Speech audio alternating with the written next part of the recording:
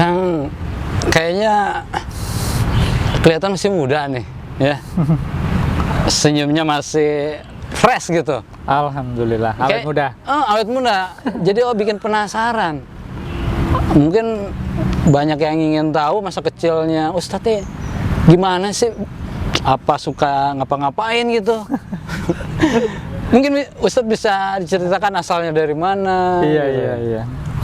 Saya lahir di kota Jepara. Oh, Jawa Jepara. Tengah. Jepara tanggal 3 Februari tahun 1975. Ibu asli Kudus, sedangkan bapak itu asli Jepara. Oh gitu. Pantes ngomongnya kalem ya, Jepara. Gitu. Iya. Jadi bapak namanya Ali Sofwan dan ibu namanya Sri Hinda. Iya. Terus kalau latar belakang mungkin bapak memang saya sempat dengan bapak masih bersama beliau sampai kelas 3 SD. Oh. Bapak wafat, ya. Kemudian sejak wafatnya bapak itulah kemudian saya pindah ke Kudus. Oh. Ya, jadi kecil itu di Jepara, mulai gede di Kudus, di Kalau lihat daerah ibu. Kota Kudus nih kayaknya almarhum ayah dulu Ustadz juga ya? Oh, enggak juga sih. Oh, enggak juga ya? Orang tua justru tukang kayu dan mebelan. Oh, gitu. Karena daerah Jepara Oh, itu Jeparanya ya? ukir, Iya, ya. iya. Ukir, punya bisnis ukir gitu kan. Tapi pasca itu kemudian ayah sudah wafat, saya pindah ke Kudus. Dan ibu kemudian tidak lagi di ukiran, tapi ibu kemudian kerja sebagai single parent, mendidik kami, itu saya dengan 3 adik. Oh. Saya anak pertama. Oh, anak pertama ya? Ya, ini. Itu kok nggak kelihatan sih anak pertamanya? Iya. Jadi itu anak pertama, kemudian adik ke perempuan 2, nomor kedua dan ketiga, kemudian yang keempat laki-laki. Oh.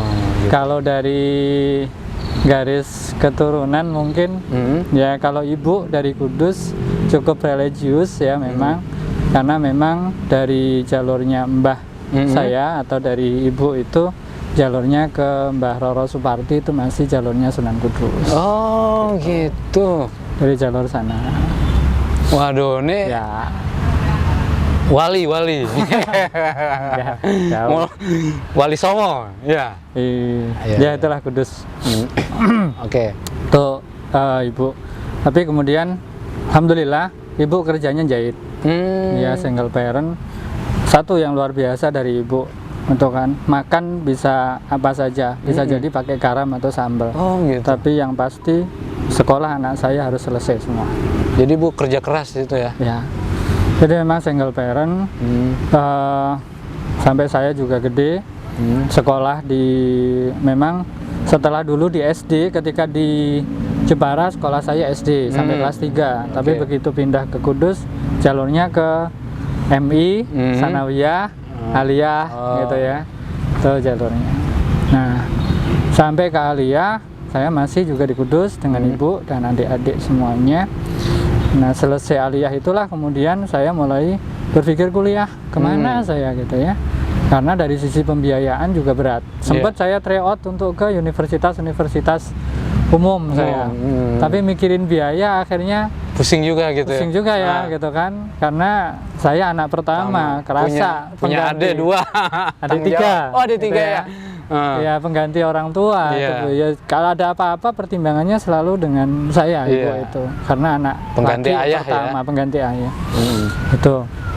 Maka dari itu saya banting setir cari alternatif sekolah yang kira-kira saya nggak perlu bayar. Karena alhamdulillah sejak saya di Sanawiyah maupun juga di Aliyah, Allah berikan kemudahan untuk bayarnya nggak terlalu repot. Oh gitu. Karena saya bayarnya biasanya di semester 1 saja. Kalau dulu gitu ya, semester 1 bayar biasa. Begitu sudah semester 1, kalau ranking 1 bebas SPP gitu. Oh, beasiswa kalau kata sekarang kerennya gitu ya. Nah, dulu itu sebutannya bebas SPP. Jadi setelah saya semester 1 kan memang dari awal ya belum ya. Nah, begitu sudah semester 2 sampai lulus itu saya biasanya nggak perlu bayar karena selalu di ranking 1. Luar biasa. Jadi terbantukan dengan itu. Pembiayaan yang lain bisa mungkin uang ujian, uang apa ya masih ya. Jadi Tetapi motivasinya SPP itu ya, ingin berhasil tapi nggak punya duit. Gimana caranya? Harus pintar gitu ya. Alhamdulillah ibu juga dorong untuk itu gitu ya, konsentrasi untuk pembelajaran. Kalaupun bantu-bantu jahit ya di luar kondisi yang mengganggu pembelajaran.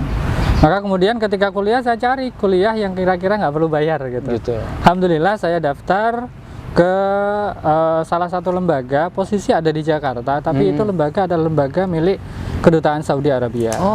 Itu lembaga studi Islam dan bahasa Arab.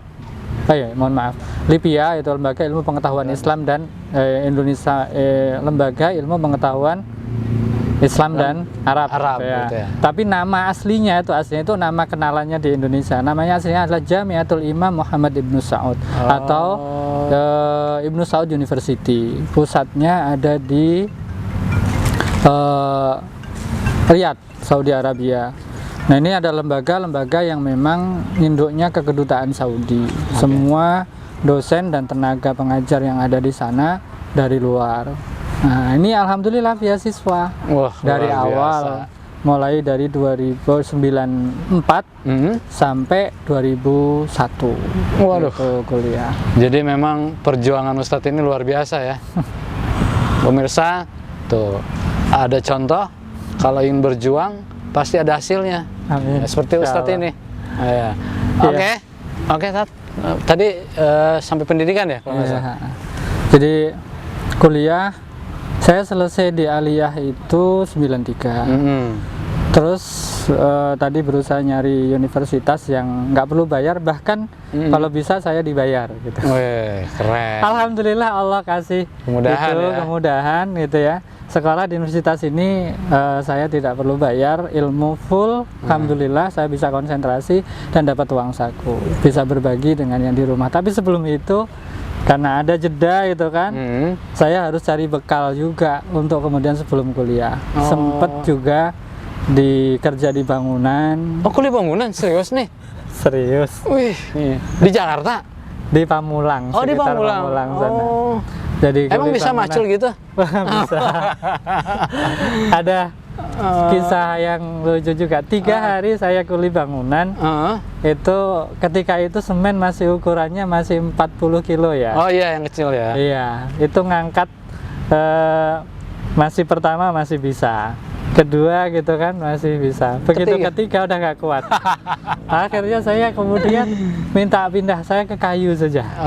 Gitu kan, mulai karena punya darah kayu ya, seni kayu dari ayah. Kalau soal naik-naik, melaponin, kemudian atas, ada jendela apa dan seterusnya terkait kayu saya siap, saya bilang. Tapi kalau sudah berat kayak gini saya angkat tangan. Akhirnya lanjut itu kerja di bangunan di kayu gitu kan. Ada beberapa perumahan di daerah Pamulang itu saya ikut andil di sana untuk kerja bangunan itu. Berarti sekarang kalau rumah-rumah bocor, rumah itu bisa sendiri dong? Bisa, tapi nggak sempet. Gitu ya. Iya. Jadi itu pengalaman saya itu di sana. Tapi ya tadi, begitu siapapun mau berusaha, Allah kasih jalan. Allah kasih jalan. Ibu senang banget dong waktu itu. Bisa. Iya, karena saya nggak bisa dan nggak mungkin minta bekalan ke ibu. Nggak mungkin lagi. Saya dari Aliyah berusaha nggak gantung ke ibu.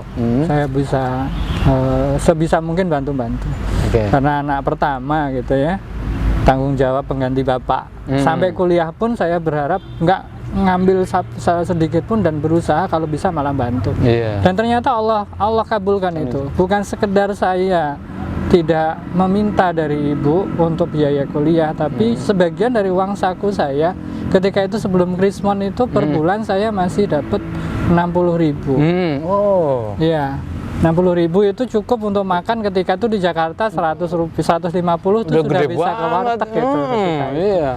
Jadi itu Allah berikan kemudahan, meskipun sebelumnya juga harus kerja bangunan dulu, harus dengan segala suka dukanya lah di sana gitu. Apa kata ibu waktu itu menerima uang pertama?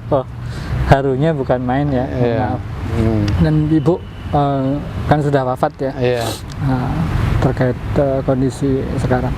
Jadi sampai saya selesai kuliah tahun 2001 gitu ya. Karena memang lembaga ini lembaga ilmu-ilmu syar'i semua. tafsir, hadis, kemudian juga terkait dengan fikih ya, semua terkait dengan keagamaan. Karena memang jurusan saya adalah jurusan fikih perbandingan madhab, khusus jurusan syariah. Gitu. Itu terkait dengan studi saya. Ya untuk ngimbangin itu saya juga kuliah di sarjana pendidikan untuk bisa ngambil S1 pendidikan juga ada gitu kan, di salah satu universitas itu juga ada. Sampai selesai kemudian saya langsung diterima aslinya kerja. Ada salah satu lembaga studi Islam dan bahasa Arab. Posisinya ada di Cibinong ini. Lembaga ini kerjasama dengan Pusdai, lembaga dengan pemerintah daerah. Nah dulu lembaga ini ada di bawah salah satu lembaga dakwah, kerjasama dengan kerajaan Saudi untuk kemudian membebaskan yang studi. Kami kerjasama dengan pemerintah daerah Kabupaten Bogor, diberikan salah satu ruangan di Pusdai. Setiap tahun ada mahasiswa 100 orang, mulai dari tahun 2001 sampai 2013. Oh itu tuh mahasiswa yang tidak mampu? Semuanya mau mampu apa tidak asal lulus seleksi, bisa gitu ya, dari Kabupaten Bogor sebagian besar, dan di luar Kabupaten Bogor kami bekalin mereka bahasa Arab 1 tahun full dengan semua ilmu alat terkait dengan bahasa Arab dan ilmu syar'i. Setelah itu mereka kemudian bisa melanjutkan ke dalam maupun luar negeri. Kalau Azhar alumninya ada yang di Al-Azhar, ada yang di universitas-universitas yang sifatnya memang keagamaan itu, gitu ya. Berarti Ustadz udah mendapatkan penghasilan ya? Iya. Itu langsung dikasih ke ibu? Iya, berbagi dengan ibu karena saya 2001 masih belum nikah. Saya nikah di 2004. Bapak kata ibu, "Le, terima kasih, mau tursuun le," gitu, gimana? Mungkin itu kebahagiaan ibu mah nggak bisa digambarkan. Ibu itu kalau manggilnya apa segalanya. sih? Ibu ke ibu saya. Kalau saya ke Ustadz apa? Saya nama? manggilnya langsung nama, Gus gitu ya. Gitu Gus ya. gitu kan. Nang, Gus gitu ya, panggilan itu yang luar biasa ke kami. Jadi saya 2001 sampai 2006 sebagai salah satu pengajar, dosen di situ. Terus 2006 karena Ustadz pimpinannya wafat, akhirnya saya yang kemudian keamanan untuk mimpin dari 2006 sampai 2013. Tuh mimpin lembaga di situ. Ya suka dukanya sebelum Krismon dan setelah Krismon. Setelah Krismon biasanya gaji mah pada naik ya. Emang Krismon malah karena kerjasamanya dengan luar gaji turun malah. Tapi berkahnya tetap ada langsung gitu ya. 2004 saya nikah. Nikah dengan. Tar dulu, jangan ngomong nikah dulu nih. Pada saat itu gimana tuh? Kan jadi gaji pertama tuh. Terus ngirim ke orang tua. Terus ngapain tuh habis dengan gaji pertama? Ya, menikmati apa yang kemudian amanahkan. Saya tabung, banyak gitu. ditabung. Karena saya berpikir setelah ini ya saya harus mikirin nikah. Tapi di saat yang sama saya juga ada satu pesan ibu. Itu kan, Nang, itu Gus, itu kan. Kamu anak pertama, jangan nikah dulu sebelum ngangkat adikmu. Karena adik saya perempuan. Mungkin Jawa ya, kalau ada adik perempuan didulukanlah, apalagi nggak ada bapak. Berarti tiga-tiganya nih? Enggak sih. Oh enggak. Akhirnya sih ketika itu saya sudah ngumpulin mau nikah gitu ya, dana gitu kan. Tapi kemudian dapat kabar dari rumah, adik mau nikah, sudah ada yang lamar. Ya sudah, duitnya saya geser dulu. Luar biasa. Sudah deh, adik dulu yang nikah. Saya nantilah ngumpulin dulu lagi gitu. Alhamdulillah sih Allah kasih jalan aja untuk bisa kemudian ngumpulin lagi 1 tahun berikutnya ganti saya yang nikah. Tapi yang ada yang kedua, tetap dibantu juga? Iya, dibantu. Gitu kan, karena juga pengganti orang tua saya. Gitu kan. Saya juga kan walinya jadinya kan. Jadi walinya. Ngomong-ngomong, tadi nih agak seru nih kayaknya kalau ngomong-ngomong soal asmara nih. Soal cinta. Gimana sih ceritanya bisa dengan istri satu ini? Kalau pacaran saya termasuk orang yang memang nggak pacaran ya. Saya pasrahkan kepada guru-guru saya gitu. ketika saya sudah siap nikah gitu kan, saya ngomong sama pada Ustadz saya sudah nikah, mohon maaf, saya sudah siap nikah gitu. Tolong carikan gitu. Nah itu baru dikasih itu biodata untuk ditaruhkan gitu aja. Pertama itu ini hal yang luar biasa ya. Yang namanya jodoh itu memang betul-betul itu ketentuannya Allah. Ini kebukti bener loh. Terbukti ya sekarang ya. Jadi saya itu sudah yang pertama itu setelah diberi data, oke gitu kan, sudah dilamar oleh orang tua saya dengan santri juga Tat? Enggak. Oh bukan. Bukan. Tapi ya kalau dia santri tapi bukan santri saya. Oh gitu. Nanti melototin aja gitu ya. Enggak ya. Terus Tat? Jadi disodorin oleh ustadz saya dan cocok, keluarga juga cocok. Tapi qadarullah itu kan sudah tinggal nentukan tanggal, udah dilamar, tinggal nentukan tanggal gitu kan. Undangan mau dicetak, ternyata ada satu dan lain hal, akhirnya kemudian batal. Oh batal, saya pikir jadi makanya. Begitu, oh batal, gitu. Itu ya. Wah, jadi batal. Tapi nggak ini kan, nggak sampai. Gitu. Saya yakin betul Allah kasih ganti yang lebih baik lah, gitu kan. Bah Ramadan itu gini. umur berapa? 27 ya? Oh, udah matang-matang ya, gitu 8 ya, agak lambat saya. Oh gitu ya. Karena nungguin keluarga aslinya kan, ya mau nikah nungguin keluarga. Itu tahun 2000 berapa tadi? 2003, 2004. 2004 tuh Ya, 2003, batal itu ya? 2004 itu, 2003 itu. 2003 batal, terus? Nah, terus 1 bulan berikutnya kemudian ini ada penggantinya gitu kan. Alhamdulillah diproses, ternyata orang Cibinong. Oh gitu ceritanya. Iya. Orang ciri Mekah namanya Fatimatun Zuhro. Itu yang kemudian Allah berikan kemudahan, kita lamar, kemudian diberikan kemudahan sampai ke jenjang pernikahan. Nikahnya sampai hari ini. Tanggal berapa? Nikahnya tanggal berapa? Tahun berapa tuh?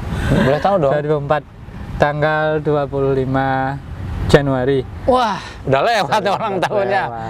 25 Januari 2004 ya? Iya. Berarti anaknya 2 nih sekarang? Anaknya sudah 3. Oh, udah putri 3. semua. Wah, kayak inget masa lalu dong mau jadi mengayomi kayak adik-adiknya. Anak saya 3-tiganya perempuan semua. Yang pertama sudah kelas 1 SMA, namanya Yasmina Harisa Milati. Yang kedua? Kemudian yang kedua kelas 6 mau kelas 1 SMP nanti, namanya Nisrina Hanun. Kemudian yang ketiga kelas 1 SD. Ini ya, kelas 1 SD ini anak saya yang ketiga ini sudah mulai masuk SD, tapi sampai sekarang belum pernah masuk ke sekolahannya. Karena kasus COVID ini. Kaca memang COVID ini yang bikin. Iya, Naura Lutfa Sakina. Jadi ketiga anak saya namanya bunga semua. Iya. Ya. Memang sukanya bunga-bunga ya. Bunga surga. Ya, itulah sampai hari ini. Kemudian keamanahan di DPRD. Sebelumnya sih saya di partai itu kan, sampai ke DPRD juga karena di partai Keadilan Sejahtera. Tapi kegiatan saya memang dari dulu di dunia pendidikan, di saat yang sama juga di partai. Saya di dunia pendidikan 2010 kemudian merintis pesantren di Pabuaran ini ya. Ada kemudian 2015 merintis pesantren yang sampai sekarang di Gunung Putri. Pesantrennya namanya? Ma'had As-Salam li Tahfidil Quran atau pesantren As-Salam untuk penghafal Al-Quran. Oh, tahfiz. Formal, tahfidz tapi formal SMP Quran. Ikut Diknas dan ikut Depak dua-duanya. Terus di partai saya sejak 2001 di sini juga memang tergabung di partai, di pengurus tingkat kabupaten. Oke. Kenapa sih tertarik terjun ke dunia politik? Padahal kan guru nih. Jadi dari dulu aslinya saya tuh di partai di belakang aslinya saya, di bagian pengkaderan. Jadi pencetak itu juga nggak beda jauh dari memang pendidikan aslinya. Jadi tahun berapa itu mulai tertarik? 2001. Udah tertarik ke dunia politik itu? Karena memang kan PKS sendiri kan mulainya baru 99 kan? Iya, 99. Iya, itu juga seneng juga nih partai. Gitu ya. Jadi sebelumnya memang suka politik ya? Kalau dibilang suka politik karena masih kuliah enggak juga sih. Enggak ya? Tapi karena memang mulai ada dunia politik mulai dari reformasi itu kan 99 ya. Nah, itu kegiatan-kegiatan yang kayaknya cocok kayak saya dengan PKS. Sejak awal-awal PKS, Mali PK itu sudah sudah kesemsem ya dengan PKS atau PK sebelumnya, Partai Keadilan, sebelumnya kemudian menjadi PKS, menjadi pengurus di PKS Kabupaten itu mulai 2001 sampai 2 periode 10 tahun di tingkat kabupaten. Itu juga dikaderisasi atau di pencetakan dan pengkaderan memang. Itu yang nggak jauh dari tadi saya sampaikan di Kalau di olahraga cari-cari bibit unggul. nah gitu ya. jadi mencetak kader dan anggota.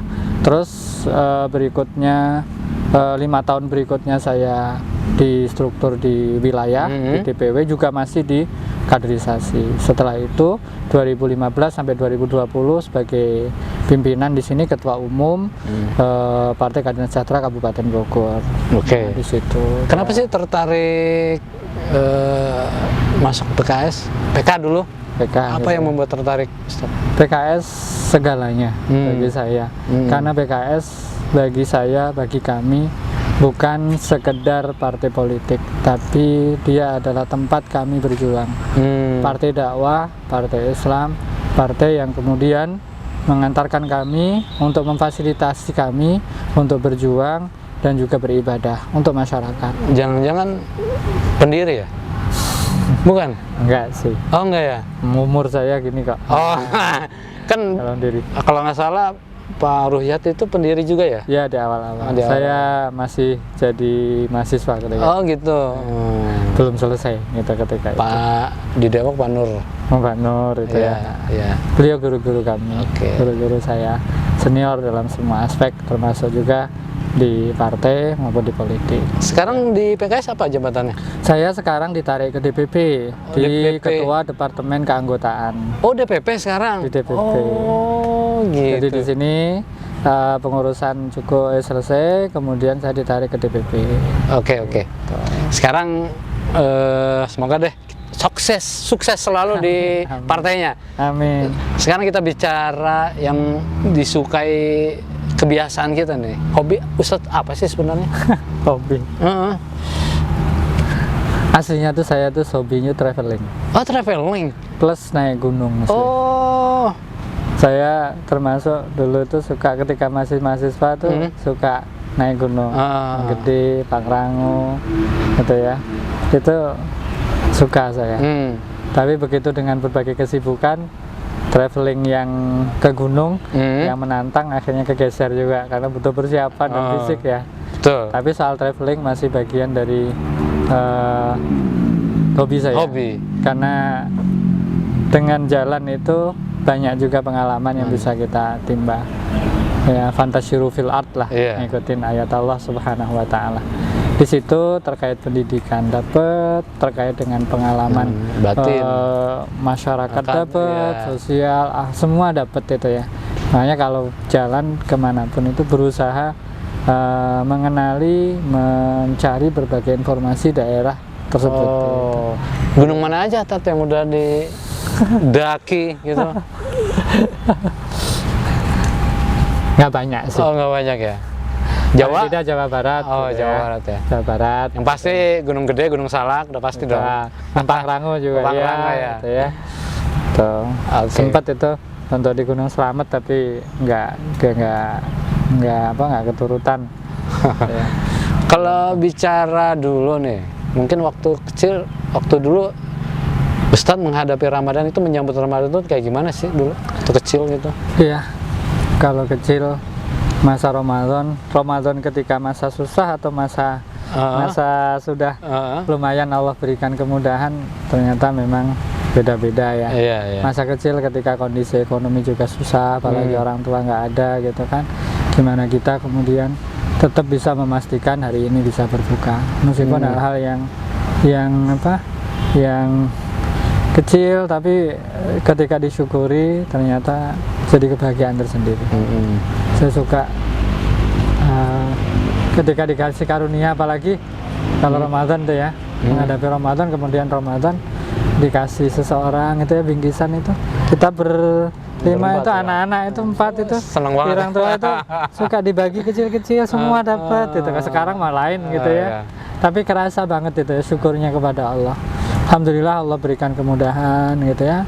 setelah belakangan meskipun juga bapak udah nggak ada, tapi orang tua juga alhamdulillah masih sempat lah ya semasa hidupnya. Kemudian meskipun sudah cukup lama ya, Iya. ibu sudah wafat, gitu ya, sakit itu wafat, sehingga tidak ada lagi. Bapak ibu juga nggak ada, gitu ya. Mertua juga di sini sudah nggak ada, tinggal satu, juga tinggal bapak gitu, paling tidak. Kalau dulu ngabuburit ngapain sih?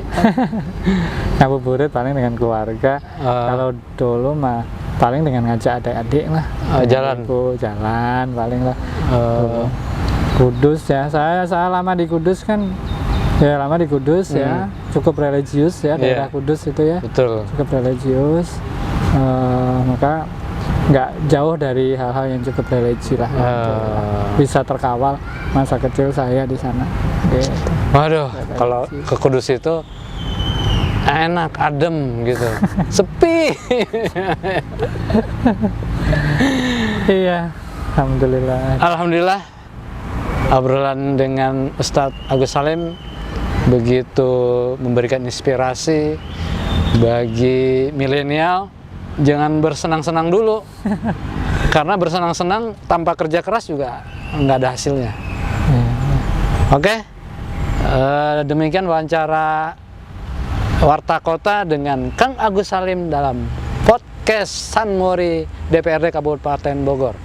Assalamualaikum warahmatullahi wabarakatuh. Waalaikumsalam warahmatullahi wabarakatuh. Jangan lupa subscribe ya.